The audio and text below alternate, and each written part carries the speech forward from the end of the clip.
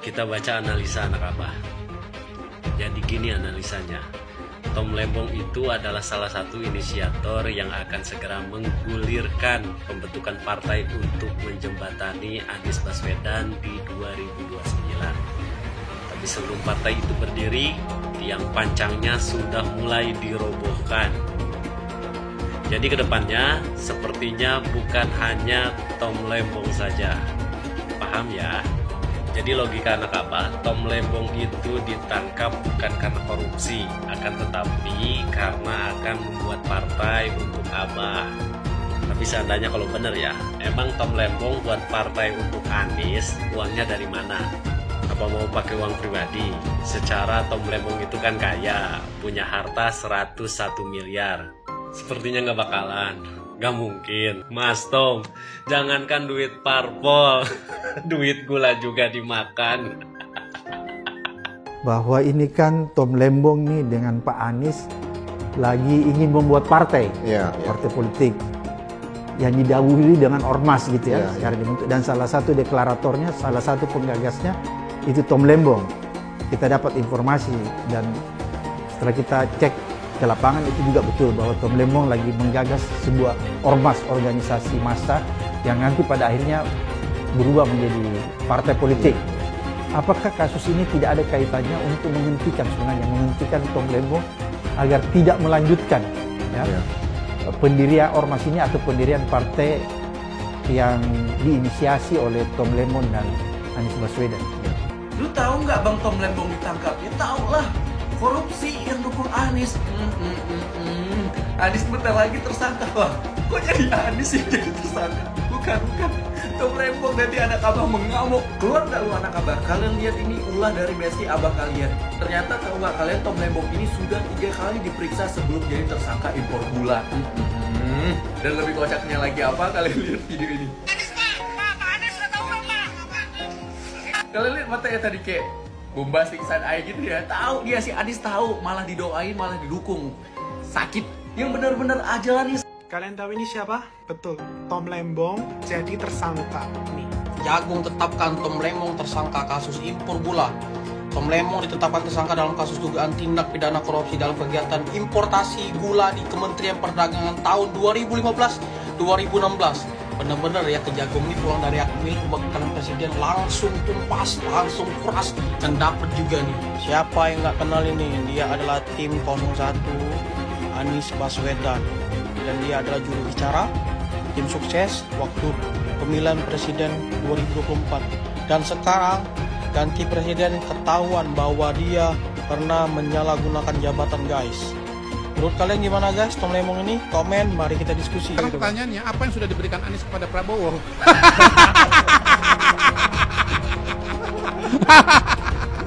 Anies itu cuma menerima saja dari Pak Prabowo, tidak pernah memberi.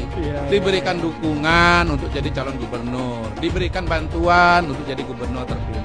Bisa terpilih sebagai gubernur Jakarta. Karena gubernur Jakarta bisa punya panggung ke nasional, bisa jadi calon presiden. Kok di debat terbuka gitu tega-teganya ngasih angka 11 dari 100 alias 1,1 kepada Pak Prabowo. Ya wajar kalau Pak Prabowo tersinggung. Saya ulang ya, apa yang sudah diberikan? Ini mana nih kamera ya? Tolong anak abah jawab apa yang sudah diberikan oleh Anies kepada Prabowo. Nggak ada. Gitu. Sorry ya. Sorry ya. Itu bisa jawab. Iya. Itu jawaban anak abah. Sorry. Iya. Enggak, itu jawabannya Prabowo. Sorry ya gitu. Terus kan etika pada bilang, oh ya, etika dasmu. Saya bukan mengujikan pasangan yang lain gitu ya. Pasangan yang lain itu kadang-kadang bisa lebih berbahaya daripada yang dulu. Tapi casingnya lebih bagus, lebih bahaya. Jadi kita jangan terlalu mau percaya seperti itu. Terus orang tanya sama saya, Bapak ini nggak setia sama partai politik. Saya bilang, saya tidak pernah pindah partai politik karena mau itu saya loncat, nggak pernah. Saya pindah partai karena tidak berprinsip partai. Saya ikut partai karena ideologi. Kita memang banyak kecewa dengan partai, betul? Bahkan dengan partai Islam pun kita juga kecewa, betul? Betul? pendukung PKS, saudara nyerang Anies. Iya. Pendukung Anies nyerang PKS. Iya. Pusing kita lihat di Twitter. Kok yang ribut jadi pendukung Anies sama pendukung PKS? Ada urusan apa? Sadar saudara, pendukung Anies kawan seperjuangan kita, pendukung PKS kawan seperjuangan kita. Kenapa kita mau diadu domba? Dulu lu lagi nggak punya kekuasaan jadi partai wong cilik, begitu punya kekuasaan lu jadi partai wong licik. Betul? Betul? Begitu sekarang nggak kebagian kue, pura-pura terdalimi. Kita akan seret mereka semua untuk dijebloskan ke dalam penjara. Takbir. Setuju tidak? Setuju tidak? Kalau Anies ini sampai detik ini nggak ada pilkadanya. Ngurus gubernur DKI aja gagal. Masa 5 tahun berkuasa yang dapat 1 puskesmas? Yang benar aja. Yang ada adalah kelebihan bayar. Jadi Anies ini boneka. Nanti kalau jadi juga nih boneka, ya bonekanya orang partai lah, bonekanya cukong-cukong. Nah, hati-hati. Anies itu nggak bisa apa-apa. Maaf ngomong ya, makanya saya nggak pernah singgung-singgung Anies. Ya kita lihat dari DKI aja nggak ada yang berhasil. Makanya orang-orang yang nggak suka Pak Jokowi ngumpul ke Anies semua sekarang. Termasuk aliran-aliran yang miring-miring itu. Ikut Anies semua. Aduh, kasihan kali lah jadi Pak Anies ini. Kemarin nyalon presiden gagal. Sekarang mau nyalon gubernur, partai politik nggak ada yang mau. Tragis, aduh. Lagi sedih Pak Anies? Nah, menangislah Pak Anies, nggak apa-apa, lepaskan aja. Karena menangis itu Pak Anies adalah bentuk pelepasan rasa sedih dan sesak yang paling efektif. Nggak apa-apa, tapi jangan di kamar mandi lah, ya kan malu kalau lihat orang. Ya, jadi menurutku kita harus banyak belajar dari perjalanan karir Pak Anies ya. Kalau lagi berkompetisi, bertanding, jangan puas-puas total kali ngejatuhin lawan, ngehina lawan. Nah ini sekarang akibatnya kan, gak ada yang mau sama dia. Dan yang kedua, kita harus bisa belajar menjaga prestis ya, harga diri. Apa maksudnya? Ya kita sebagai calon ya, jangan melamar lah. Ya kan tunggulah dilamar ya kan. Contohnya Pak Anies datang ke PDIP pakai baju merah, pede percaya diri kali. Padahal lihat sekarang. Yang diusung, yang didukung, yang daftar di KPU ternyata bukan Pak Anies. Malu kan? Dia lebih bagus kalem-kalem, santai, nggak usah membuat riak-riak, ribut-ribut seperti Pak Kang Ridwan Kamil. Diam-diam, Pak Suswono diam. Jadi calon, gitu ya kan? Jangan deklarasi di awal banyak seperti partai yang dukung, padahal sekarang satu pun tak ada. Aduh. Sekali lagi selamat kepada Pak Pramono Anung dan Pak Rano Karno. Selamat bertanding dan berkompetisi di Pilkada Jakarta. Untuk Pak Anies, selamat juga. Selamat mencoba lagi di 2049 atau 2059. Pak Anies Baswedan, Anda sadar diri dong. Anda itu sudah ngelokno ngocai kata-kata Pak Prabowo saat pilpres, saat debat.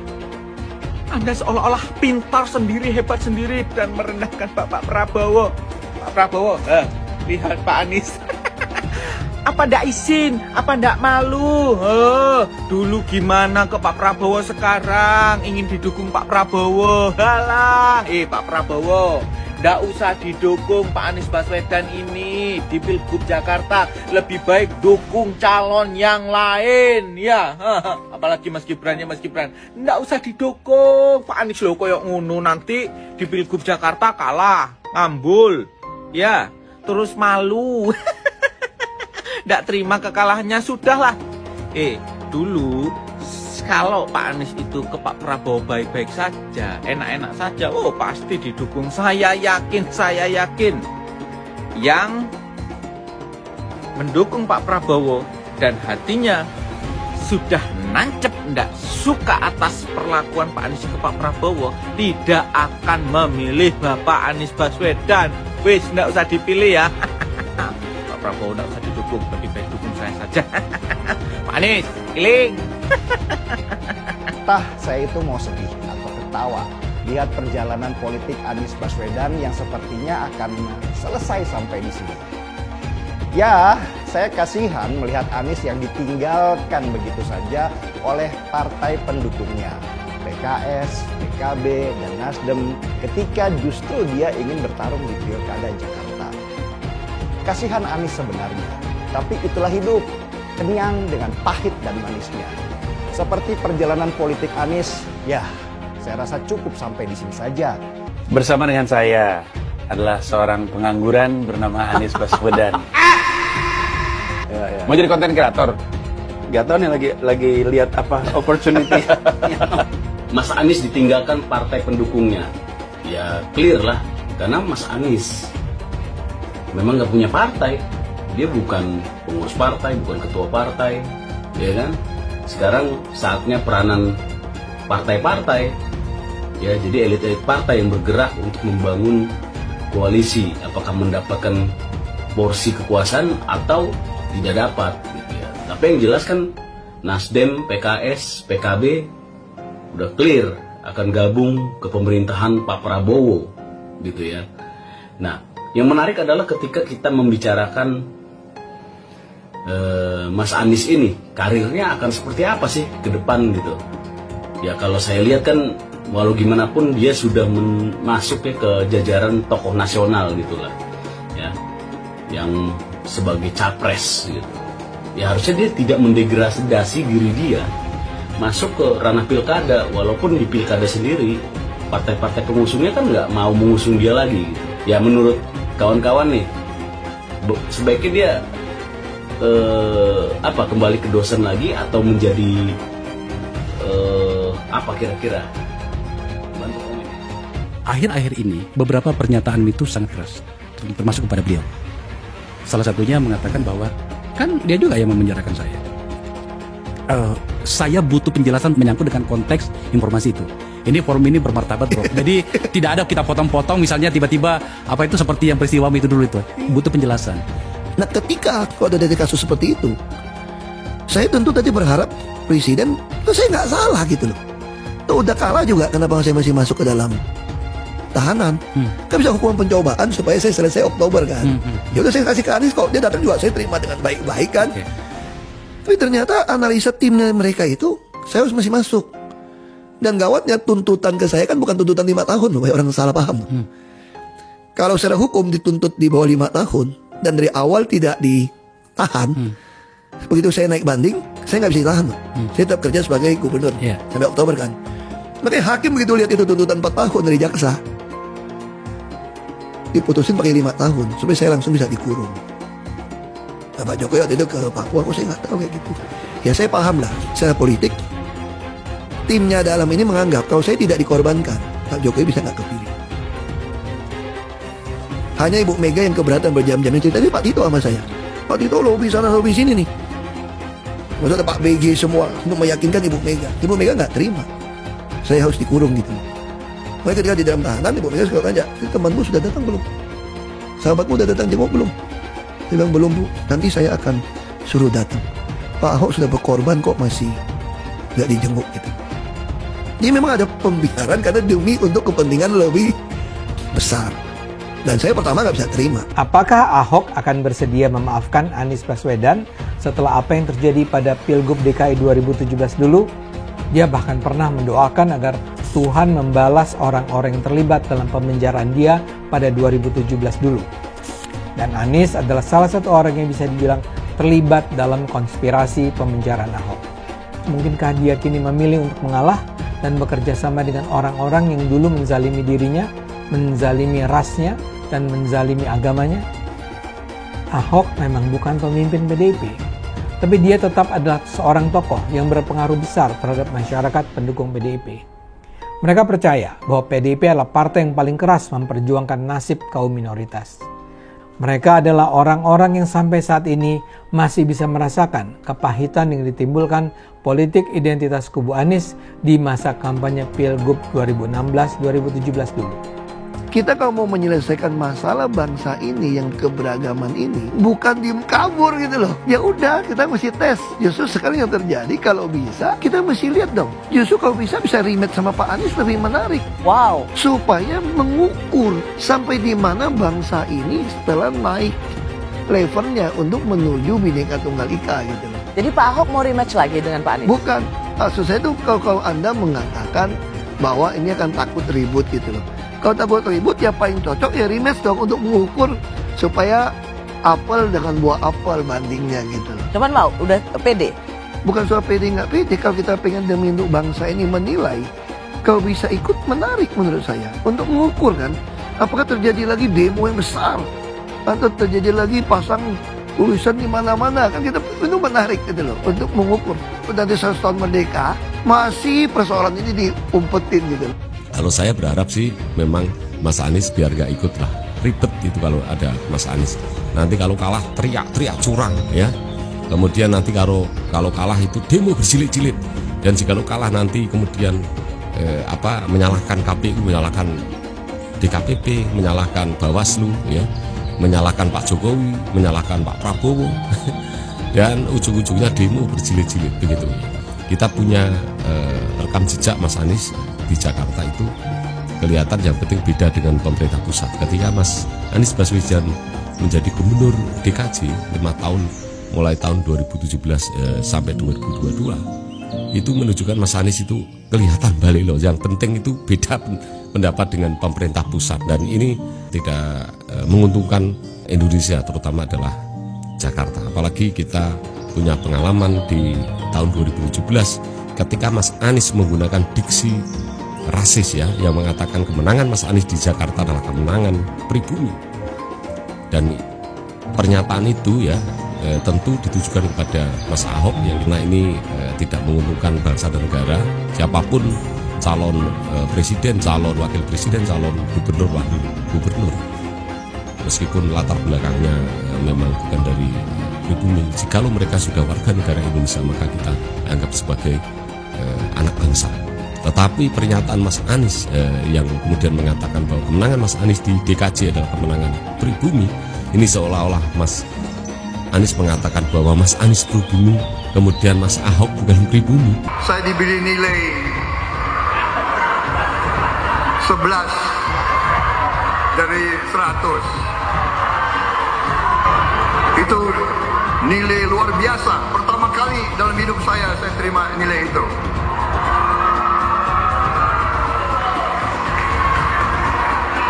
Dari orang yang saya beri kebaikan. Disampaikan oleh Mas Anies, sebagian besar yang disampaikan oleh Pak Ganjar itu kebohongan, itu fitnah. Saya lanjut ke Pak Anies, dan ini paling banyak bohongnya. Ya, paling banyak bohongnya. Ini bengis sekali nih pernyataan, bengis dan jahat. Hanya untuk tujuan menjatuhkan Pak Prabowo, kemudian menggunakan data palsu dan bohong. Dan publik itu sudah mendengarkan pernyataan bohong itu. Dan sebagian publik itu sudah mengkonsumsi pernyataan bohong itu. Dan itu berbahaya. Itu pernyataan bohong yang luar biasa. Terkait dengan pertahanan, berapa skor yang Bapak berikan atas kinerja Kementerian Pertahanan yang dipimpin oleh Bapak Prabowo? Silakan Pak Ganjar. 5 cukup. Skornya justru di bawah 5 Mas Ganjar. Kalau 5 itu ketinggian Pak Ganjar. Terima kasih Pak Ganjar. Anies gak usah takut. Disebut aja angkanya berapa gitu. Kayak saya gitu loh. Jangan di bawah 5, sebut aja berapa. 11 Mas, dari 100. Mensyukuri kenapa kalah, kenapa ditahan. Saya bersyukur atas itu semua. Saya coba bayangkan ya, kalau seandainya waktu itu kita menang gitu ya, hari ini belum tentu kita bisa nikmati seperti ini. Kita bersyukur 5 tahun Tuhan izinkan kasih ke orang yang pintar ngomong untuk kerja. Coba kalau kita bayangkan gitu ya, kalau kemarin saya masih jadi gubernur, ini saya udah turun ini. Tapi yang pintar ngomong itu dikira orang hebat kan? Ini lebih berbahaya tahun 2024, langsung ketahuan karakternya. Langsung ketahuan itu. Saya juga ada kutipan Pak di kamar saya Pak. Tulisannya, Jakarta telah mengambil keputusan yang fatal. Dan ini aneh, betul-betul aneh. Ini bukan kampanye, tapi saya sampaikan sini. Di satu sisi menyiapkan jalur-jalur air untuk dikirim ke laut, di sisi lain di lautnya dipasang dengan pulau reklamasi. Tinggal tunggu waktu jadi rock, air balik. Dan ini melawan sunnatullah. Kenapa? Air itu turun dari langit ke bumi, bukan ke laut. Harusnya dimasukkan ke dalam bumi, masukkan tanah. Di seluruh dunia air jatuh itu dimasukkan ke tanah, bukan dialirkan pakai gorong-gorong raksasa ke laut. Jakarta telah mengambil keputusan yang fatal. Bukan banjir, itu memang parkir air. Bukan banjir, itu memang parkir air. Penjajahan di depan mata itu di Jakarta. Di tempat lain penjajahan mungkin terasa jauh, tapi di Jakarta, bagi orang Jakarta, yang namanya kolonialisme itu di depan mata, dirasakan sehari-hari. Dulu kita semua pribumi ditindas dan dikalahkan.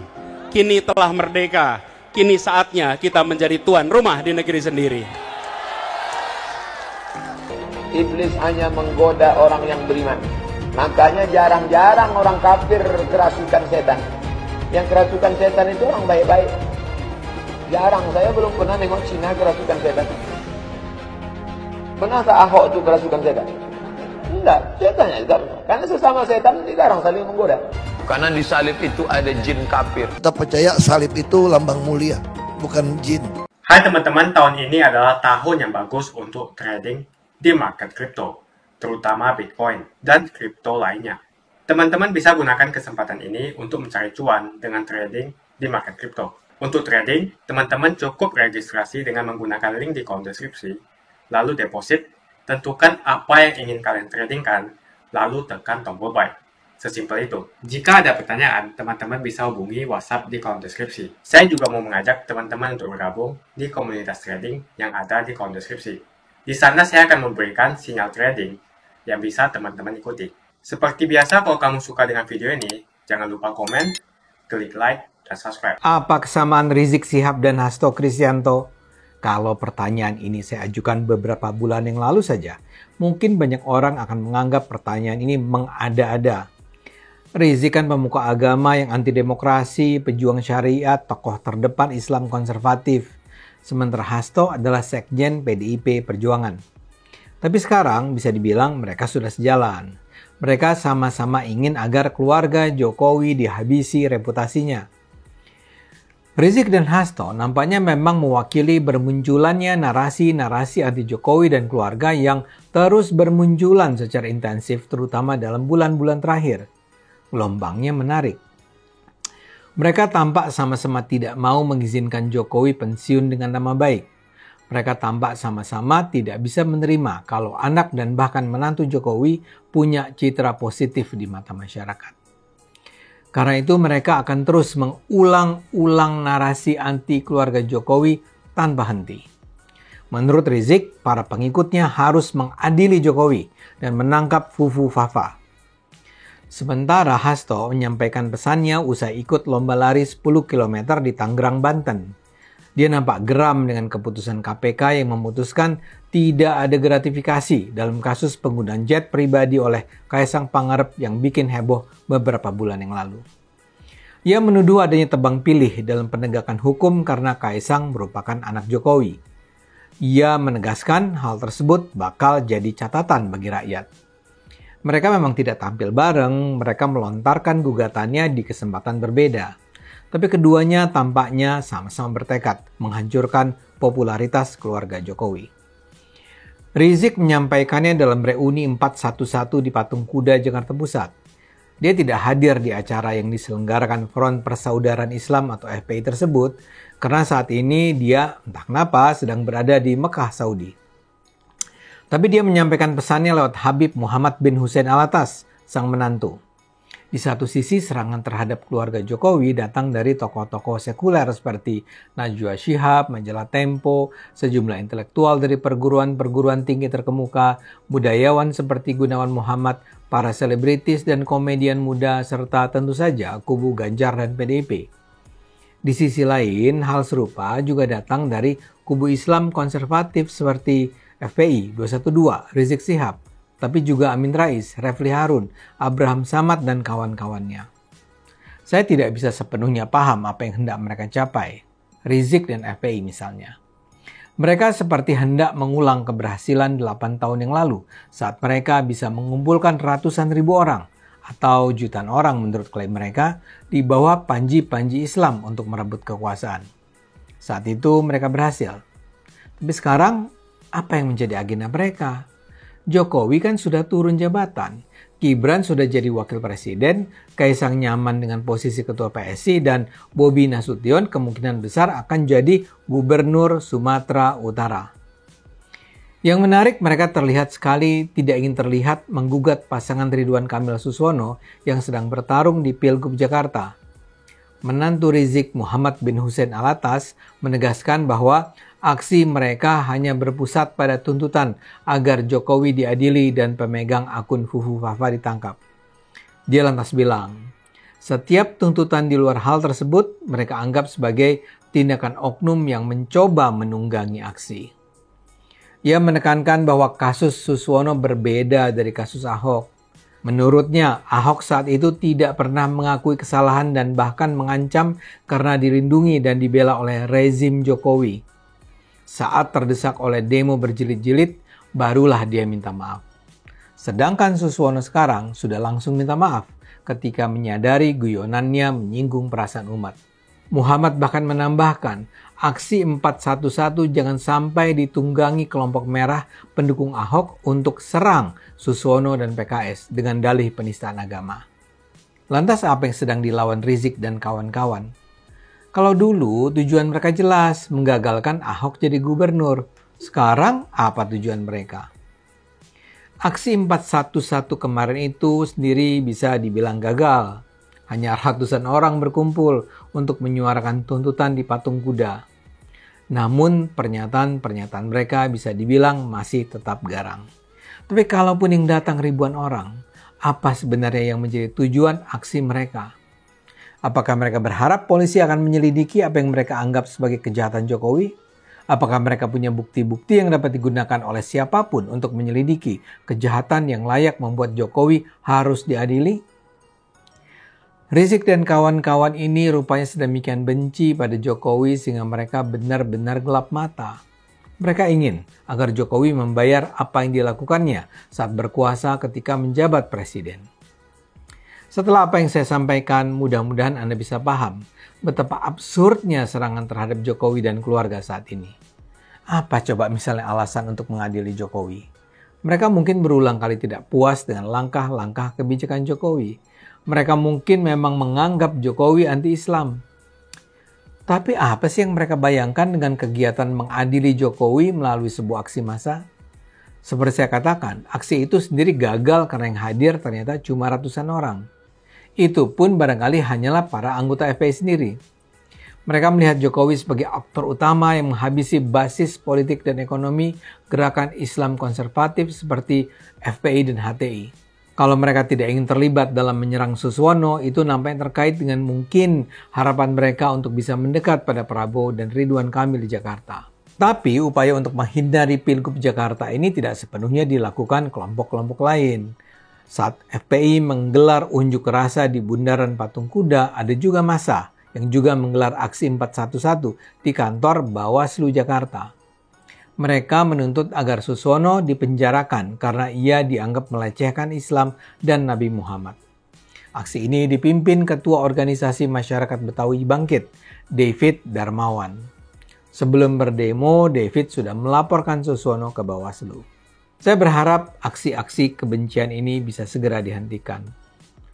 Jokowi sudah turun dari kursi kepresidenan dan kini pemerintah Prabowo yang akan memimpin Indonesia mudah-mudahan menuju kejayaan dan kesejahteraan.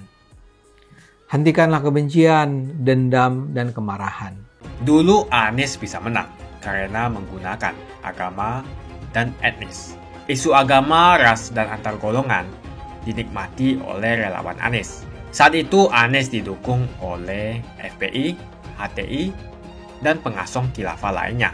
Pada akhirnya Ahok harus kalah, namun kekalahan dia adalah kekalahan yang membuka mata rakyat Indonesia bahwa masih ada orang-orang yang menang dengan cara menggunakan politisasi agama atau politik identitas berbasis agama.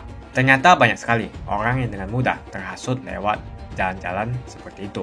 Relawan Anies terutama dari FPI, HTI, PA212 seperti Bahar Smith dan Rizik Syihab selalu menghujat Cina, Anies Cina. Tapi saat ini negara Cina sudah menjadi nomor 1 di dunia. Saya bangga sebagai Cina. Etnis Tionghoa dicap sebagai pemberontak, sedangkan etnis Arab dianggap sebagai Tuhan atau Tuan dari pribumi. Etnis Arab dipuja-puja dan dianggap sebagai dewa. Lihat saja Rizik Syihab dan Bahar Smith dipuja-puja, padahal mereka mengujar kebencian. Pengasong khilafah seperti Rizik Syihab, Bahar Smith, dan teman-teman, mereka hanya buat gaduh di Indonesia. Sedangkan negara yang mereka sanjung-sanjung itu, Arab Yaman, masih belum maju dan masih terbelakang. Saya percaya Indonesia dengan mayoritas pribumi juga akan menjadi negara maju. Seharusnya Arab Yaman belajar dari negeri Cina. Seperti kata kitab suci, belajarlah sampai ke negeri Cina. Anies dan juga pendukung Anies seperti Rizik Syihab, Bahar Smith, dan kelompok-kelompok HTI dan FPI harus belajar ke negeri Cina supaya tidak lagi melakukan kelebihan bayar. Lagi pula Anies didukung oleh khilafah dan pendukung Anies adalah ormas seperti FPI dan HTI. Apa kita mau FPI dan HTI kembali di Indonesia jika Anies memimpin? Anies juga dikenal sebagai bapak politik identitas yang menghalalkan segala cara untuk menggapai kekuasaannya, termasuk menggunakan politik identitas berbasis agama. Lihatlah di kasus Ahok waktu itu. Kita sudah bisa melihat hasil kerja Anies selama 5 tahun di Jakarta. Tidak ada satupun janji yang dipenuhi dan tidak ada kinerja yang bisa dibanggakan. Dari DP 0%, OKOC, kelebihan bayar, Formula E, banjir, sumber resapan, jalan rusak, dan gonta-ganti nama jalan. Lihatlah rekam jejak Anies selama 5 tahun. Bayangkan Indonesia ke depan jika dipimpin oleh Anies. Dan bayangkan jika Anies menang. HTI dan FPI, ormas khilafah yang dibubarkan itu, akan dikembalikan oleh Anies. Apakah kita mau Pancasila diganti menjadi khilafah? Perkataan Ahok sudah terbukti dan Jakarta sudah menjadi korban. Jangan biarkan Indonesia menjadi korban kibulan Anies Baswedan. Umat minoritas, terutama kaum Tionghoa, tidak akan memilih Anies Baswedan. Saya yakin karma Ahok mengejar Anies Baswedan. Dulu Anies memainkan politik identitas kepada Ahok. Sekarang Anies dipertanyakan kepribumiannya karena dia dari Yaman. Itu saja opini saya hari ini. Tuliskan opini kalian tentang Anies Baswedan. Jika kalian setuju dengan pendapat saya di video ini, pastikan kalian menekan like di video ini dan bagikan video ini ke teman dan family Anda supaya mereka semua mengetahui tentang informasi ini.